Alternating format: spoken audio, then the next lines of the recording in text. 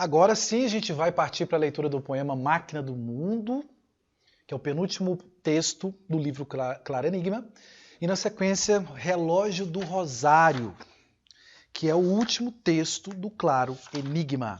Deixa aberto então o poema Máquina do Mundo, a gente avança. Como eu tinha dito para vocês na introdução utilizada na aula passada, eu utilizei um pouquinho da aula passada para a gente conseguir concluir esses dois textos nesse bloco agora de aula. Vai ser pesado? Vai, então por isso eu vou ter que acelerar pra caramba aqui. Então, como eu tinha dito para vocês, que o livro, essa seção do livro Máquina do Mundo, ela apresenta um processo de intertextualidade com a parcela final do livro Os Lusíadas, publicado em 1572, livro do Camões. Lá no livro do Camões, A Máquina do Mundo, é essa coisa que você está vendo aqui. E essa coisa que você está vendo aqui, de certa maneira, ela coloca o ser humano numa condição muito bacana, positiva. É como se fosse o indivíduo humano consegue descobrir o que há. Quais são os segredos da vida, os enigmas da vida? Pois é. Então agora a gente vai partir para o poema do Drummond, desculpa, tá? Então, como eu tinha dito para você no bloco anterior, esse poema ele apresenta 96 poemas, 96 versos, desculpa, tá? E cada estrofe ela é composta de 3 versos. O que nos remete a um livro chamado A Divina Comédia, do Dante Alighieri.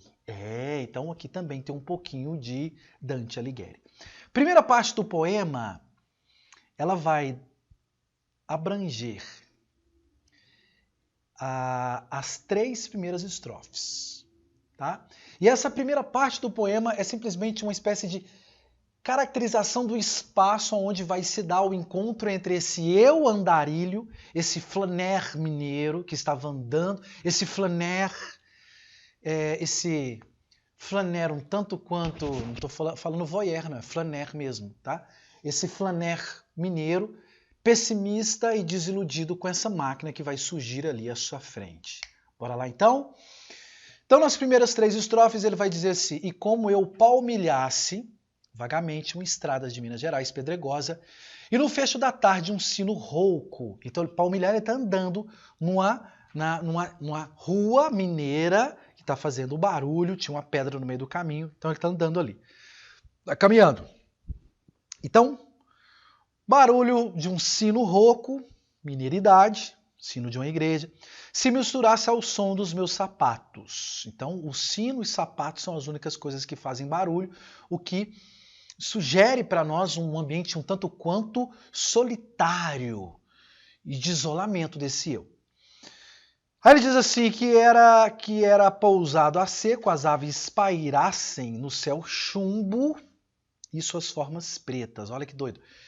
Céu chumbo e aves pretas. É tudo muito cético, pessimista, lentamente. Se fossem diluindo na escuridão maior, vinda dos montes e do meu próprio ser desenganado. Parece que tudo isso que ele está vendo, esse céu, chumbo, cinza, esses pássaros, parece que eles nasceram dele, desse eu que está desenganado, frustrado, triste, desencantado com o mundo. A máquina do mundo se entreabriu. Então agora a gente começa a segunda parte do poema, que vai daí da estrofe de número 4 até, moçada, você vai ter que contar de trás para frente. Aí você volta à aula e chega o bet. Você vai ter que contar de trás para frente. Vai lá na última sessãozinha desse poema. Você vai contar 1, 2, 3, 3 estrofes. As 3 últimas estrofes, elas compõem a terceira parte do poema. Tá? Então, a segunda parte, ela se estende da 4ª estrofe do poema até uma estrofe que termina assim, ó, em si mesmas, abertas e fechadas, como de um dom tardio, apetecível, antes despecinado, até aí. Então, esse eu está caminhando e essa máquina, eu vou tentar, vou me esforçar muito para poder falar no último poema também, então deixa eu acelerar aqui. Vai lá. A máquina do mundo se entreabriu para quem de a romper já se esquivara. e só de ter pensado se carpia. Bom, carpir é ficar triste, tá? Então essa máquina abriu, certo? Ela abre ali. Ela aparece na frente desse eu que estava andando sozinho. Abriu-se majestosa e circunspecta, sem emitir um som que fosse impuro, nem um clarão maior que o tolerável. Então veio com, né, um barulho, uma certa luminosidade, apareceu ali. Pelas pupilas gastas da inspeção contínua e dolorosa do deserto, e pela mente exausta de mentar. Mentar é pensar, lembrar, tá? Então ele falou que essa máquina do mundo apareceu diante das pupilas dele, pupilas que ele classifica como sendo gastas, olhos cansados. Então a máquina aparece toda luminosa e bonita e o eu aparece assim, é tipo aluno de cursinho que vai ficando tempo demais em sala de aula, vai ficando broxado, broxante, vai ficando triste, né? Então continua aí, toda uma realidade transcende a própria imagem sua debuxada. Bom, debuxada é como se fosse um desenho que apareceu ali na frente dele, no rosto do mistério nos abismos. Abriu-se em calma pura e convidando quantos sentidos e intuições restavam a quem de os ter usado e já os perdera. Então ele falou assim, olha, ela abriu me chamando para observá-la. Só que eu já usei tanto os meus sentidos, visão, tato, paladar, que eu não dei muita bola para ela não. Olha lá, ele fala assim, quem de tanto ter usado já os perder. Então os meus sentidos estão desgastados. Então estou velho, desiludido, desencantado. O que remete àquele poema que a gente analisou, que é o Engaia Ciência, que é muito bacana. Vai lá. E nem desejaria recobrá-lo, se em vão e para sempre repetimos os mesmos sem roteiro triste, périplos. Bom, convidando-as a todo, em corte, a se aplicarem sobre o pasto inédito a natureza tímida das coisas. A máquina do mundo está lá, convidando ele para prestar atenção nela. Assim me disse, embora voz alguma, ou sopro, ou eco, ou simplesmente percussão, atestasse que alguém sobre a montanha ou outro alguém, noturno e miserável, em colóquio estava dirigindo. Então a máquina vai se dirigir, vai falar com ele. Por isso que é importante você destacar no seu material que tem aspas abertas aí. Olha lá. O que procuraste em ti ou fora de teu ser restrito e nunca se mostrou. Mesmo afetando em dar-se ou se rendendo, e a cada instante mais se retraindo. Então ela fala para ele, olha, eu vou mostrar para você algo que o seu espírito limitado e afetado não consegue compreender sozinho. Então ela está falando que ela é fodaça, né? Eu sou fodaça. Eu vou te apresentar algo que é do caralho. Apoiou? Beleza. Bora lá então. Olha, repara, ausculta. Ausculta é o mesmo que ouve com atenção. Olha, repara, escuta essa riqueza sobrante a toda a pérola. Essa ciência sublime, formidável, mas hermética. Ele falou assim, ó, veja essa beleza que sou eu. Je suis, sou uma pérola. A pérola é a beleza que está escondida. E uma beleza que nasce do sofrimento, né? De uma impureza que entra dentro da ostra e aquilo, né? A ostra, para tentar se livrar daquele corpo estranho, vai criando essa coisa ao redor dela. Essa total explicação da vida, esse nexo primeiro e singular, que nem concebes mais, pois tão esquivo, presta atenção, na hora que ele fala assim, ó, essa total explicação da vida. Gente, ela está falando assim, eu vou te explicar todos os enigmas da vida. Então ela, soberba, prepotente, olha que legal. E aí ele diz mais o seguinte, se revelou antes a pesquisa ardente em que te consumiste, vê, contempla, abre teu peito para agasalhá-lo. Então ela fala, ó, aceita-me, entenda o que eu sou. Acompanhou? as mais soberbas pontes e edifícios. Então, as aspas fecharam aí. As mais soberbas pontes e edifícios, o que nas oficinas elabora, o que pensado foi e logo atinge, distância superior ao pensamento, os recursos de toda a terra dominados, as paixões, os impulsos e os tormentos. Ele está falando que é o que essa máquina está tentando oferecer a ele. E tudo o que define o ser terrestre ou se prolonga até nos animais, chega às plantas para se embeber. No sono rancoroso dos minérios, dá volta ao mundo e torna a engolfar na entranha a ordem geométrica de tudo. E o arbusto original e os seus enigmas, suas verdades altas mais do que todos, monumentos erguidos à verdade, à memória dos deuses, o solene sentimento de morte que flerte no caule da existência mais gloriosa. Eu estou dando uma acelerada aqui, tá, gente? Questão não termino jamais, né? Tudo se apresentou nesse relance. Então, todo o conhecimento armazenado está ali, ó. Imagina, o Einstein está ali dentro, o Freud está ali dentro, está todas as suas apostilas aí do cursinho, do seu terceiro ano, do seu segundo ano, estão aqui dentro dessa bosta, dessa máquina do mundo. Abriu-se circunspectra. Tudo se apresentou nesse enlace e me chamou para o seu reino augusto, afinal submetido à vista humana. Então, a máquina está fazendo assim, ó, vem. Gente, é como se a universidade abrisse os portões e falasse assim, vem para o reino celestial da universidade, onde todos os conhecimentos estão aqui dentro. Aí você faz assim, quer mais não, emburrei, tô cansado. Entendeu? Tá grilado, mano. Vai lá. Mas como eu relutasse em responder a tal apelo assim maravilhoso, pois a fé se abrandara ao mesmo anseio.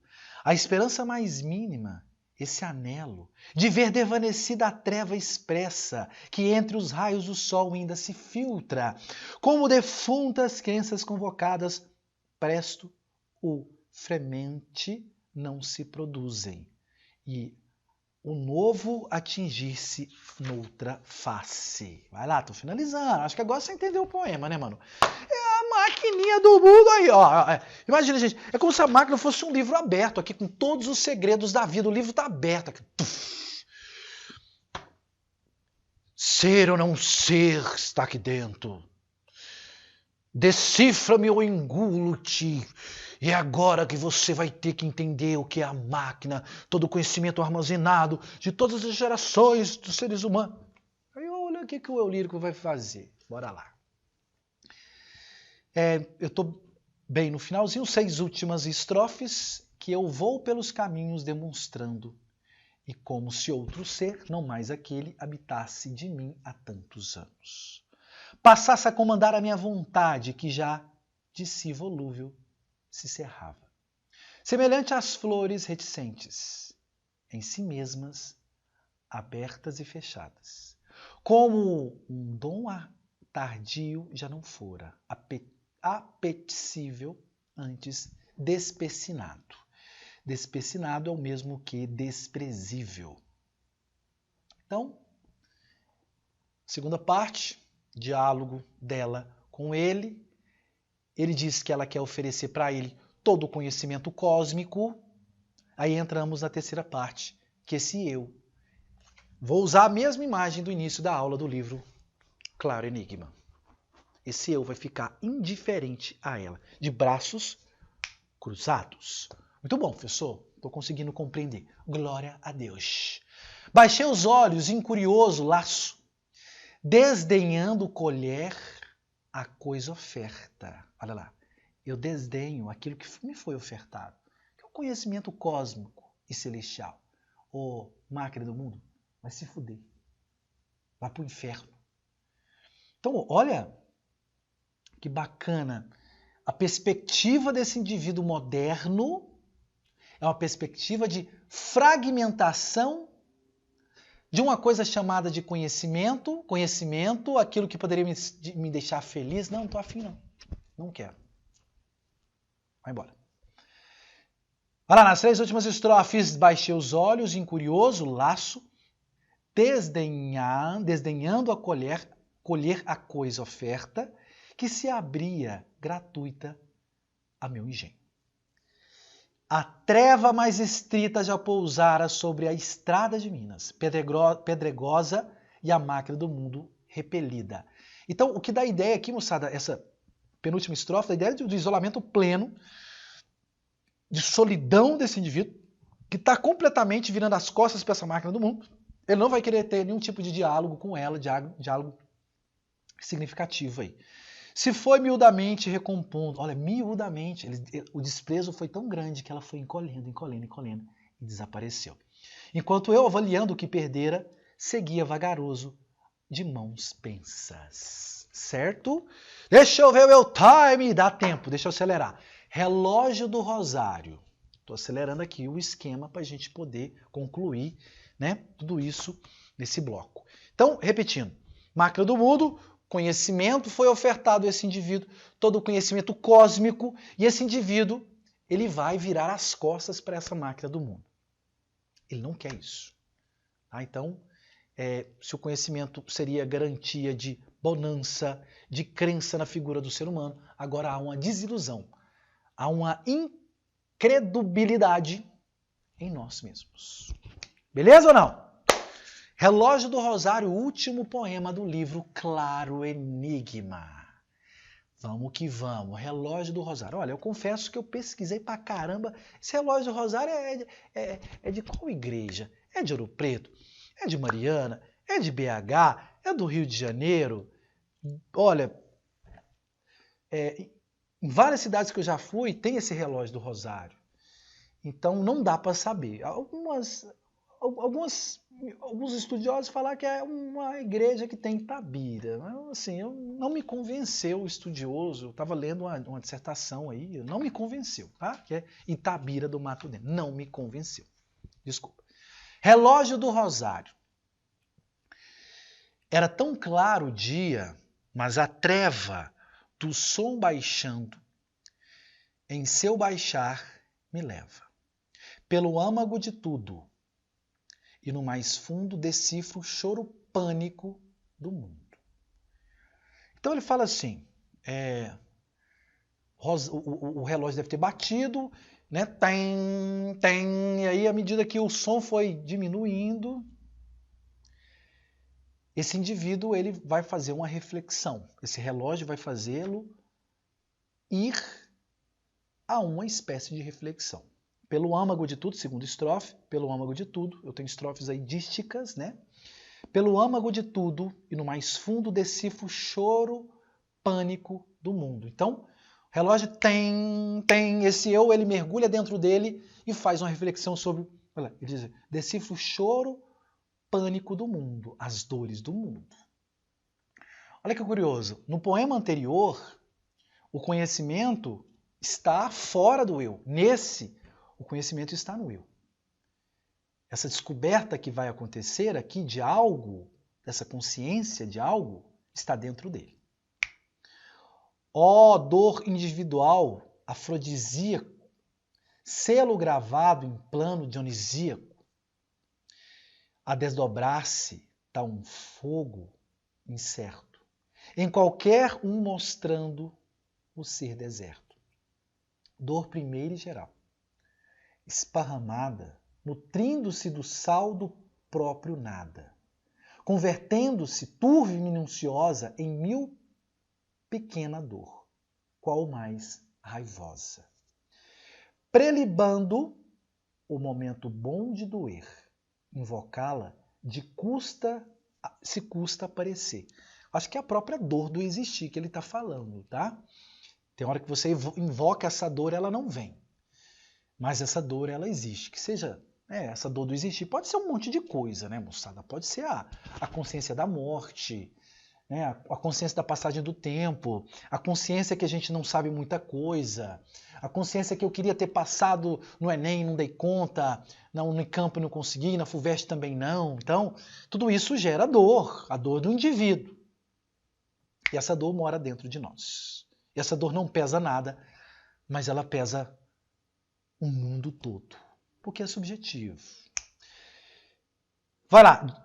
Dor de tudo e de todos, dor sem nome, ativa mesmo se a memória some. Dor do rei e da roca, dor da coisa, indistinta e universa, onde repousa. Tão habitual e rica de pungência como um fumo maduro, uma vivência. A dor dos bichos, oclusa no focinho, nas caudas titilantes, os arminhos. Dor do espaço, do caos e das esferas, do tempo em que há de vir, das velhas eras. Então, acho que é uma dor que ela tá universalizada, está nos bichos, está na natureza. E isso vem se perpassando durante milênios aí, certo? Certo. Vamos continuar. Então, tudo isso, o relógio da igreja fez com que ele despertasse, né, para essa reflexão. Não é, pois, todo amor alvo divino e mais aguda seta que o destino? Então ele falou assim, olha, o poder de Deus é tão foda, então poderia eliminar a dor do existir dos seres humanos. Não é o motor de tudo a nossa única fonte de luz, na luz de sua túnica? Então acho que ele está querendo dizer aí, olha, não é essa dor que a gente sente de existir, não é ela que é a fonte de tudo? De todo o nosso movimento? Eu vou fazer citação à música do Legião Urbana. Tudo é dor e toda dor vem do desejo de não sentir dor. Olha que louco. Tudo é dor. E a gente vive o tempo todo buscando mecanismos para reduzir essa dor do viver. E só você sabe o quanto dói ou alegra ser isso que você é. Muito bom. Fechando o texto, o amor ele de face, ele murmura algo que foge, e a brisa e fala impura. O amor não nos explica e nada basta. Nada é de natureza assim tão casta, que não macule ou perca sua essência ao contato furioso da existência. Nem existir é mais que um exercício de pesquisador de vida, um vago indício. Então, eu acho que ele está falando aqui, olha, viver é ficar o tempo todo conseguindo decifrar os enigmas que envolvem a nossa existência. Por isso que ele fala aí. Nem existir é mais que um exercício de pesquisar de vida, um vago indício. Aprovar a nós mesmos que vivendo, estamos para doer, estamos doendo. Mas, na dourada praça do Rosário, foi-se ao som a sombra, o calumbário. Já cinzas se concentra, pó de tumbas, já se permite azul, risco de pombas. Então, amargo sétimo, sozinho ali, avaliando que tudo é cinza, que tudo vai acabar e tudo vai se corromper. Beleza? Então, finalizando o nosso ilustríssimo A Rosa do Povo, perdão, Rosa do Povo, eu estou viciado nesse livro, eu li esse livro pra caramba, Rosa do Povo não, professor. Finalizando o nosso claro enigma, livro do senhor Carlos Drummond de Andrade, que está aqui, 1951, na terceira fase drummondiana. Isso é importante saber, né? A lista FUVEST, no próximo processo seletivo, vai exigir do candidato o livro Alguma Poesia, que é o primeiro livro do Carlos Drummond de Andrade, tá? Finalizando, então, são 42 poemas distribuídos nessa estrutura, nesses capítulos aí, e cada capítulo tem um número específico de poemas. Eu não fiquei falando disso o tempo todo, porque eu sei que você tem muita coisa para organizar dentro do seu cérebro, e eu vou ter que decorar que tem 18, tem 7, tem 4, 5, C. Manda esses números aqui. Faz igual o Drummond fez com a Máquina do Mundo. Vira as costas para isso aqui, bicho. Agora, é legal você saber que a primeira parte do livro, entre o lobo e o cão, é a parte maior do texto, tá? Então, isso é importante. Eu queria que você lesse como dever de casa um poema, eu não li ele, assim, eu não vou mentir para você não, mas eu estava com uma ligeira vontade de dar uma aula sobre ele, mas aí eu vou me enrolando, né? Eu não termino, né, mano? Então eu não vou ler, eu não vou fazer isso não. Queria muito que você lesse. Nessa edição está lá na página 29. É o poema Contemplação no Branco. Esse poema, ele é um jogo de oposição, isso já vai te ajudar. É um jogo de oposição muito louco a um poema que está aqui dentro do livro. Tá aqui, ó.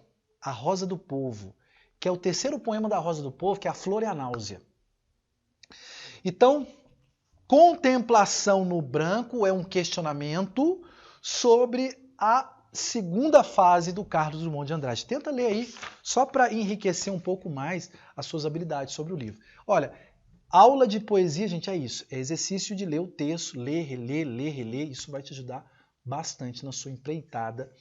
De tudo fica um pouco. Por mais difícil que você acha que o texto Claro Enigma tenha sido, alguma coisa vai ficar dentro de você. Alguma coisa. O simples exercício de estar assistindo a aula, tentando ler isso, vai te ajudar. Certo? Fica com Deus e até o próximo encontro aí. Tchau, tchau.